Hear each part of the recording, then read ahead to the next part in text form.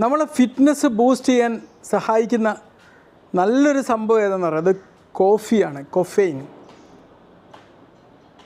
ഒന്ന് ആലോചിച്ച് നോക്കണം. ഒരാൾ ജിമ്മിലൊക്കെ പോയി ഇങ്ങനെ വല്ലാണ്ട് മടിഞ്ഞ് മുഷിഞ്ഞ് നിൽക്കുമ്പോൾ ഒരു കോഫി അങ്ങ് കുടിച്ചിട്ടൊന്ന് വർക്കൗട്ട് ചെയ്ത് കഴിഞ്ഞാൽ അവരെ ഇൻറ്റൻസിറ്റി പെട്ടെന്ന് കൂടുന്നത് കാണാൻ പറ്റും.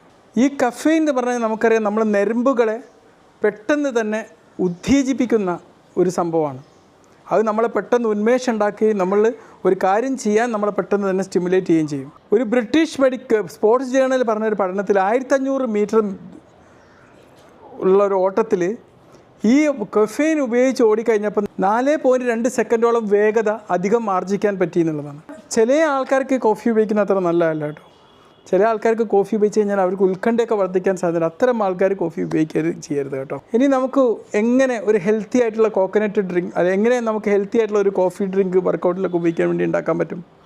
ഒരു കപ്പ് നല്ല ഫിൽറ്റേർഡ് കോഫി എടുത്തിട്ടുള്ള ഒരു പാനീയം ഉണ്ടാക്കുക. അതിലേക്ക് 1 ടീസ്പൂൺ കോക്കനട്ട് ഓയിൽ നമ്മൾ വെളിച്ചെണ്ണ മിക്സ് ചെയ്യുക.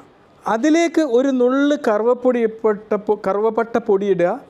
എന്നിട്ട് ഒരു 1/4 ടീസ്പൂണ് തേനും ഒഴിച്ച് കഴിക്കുക. വളരെ ഹെൽത്തി ആയിട്ടുള്ള ഒരു ഫിറ്റ്നസ് മിശ്രിതമായിരിക്കും അത് നിങ്ങൾക്ക് നൽകുക.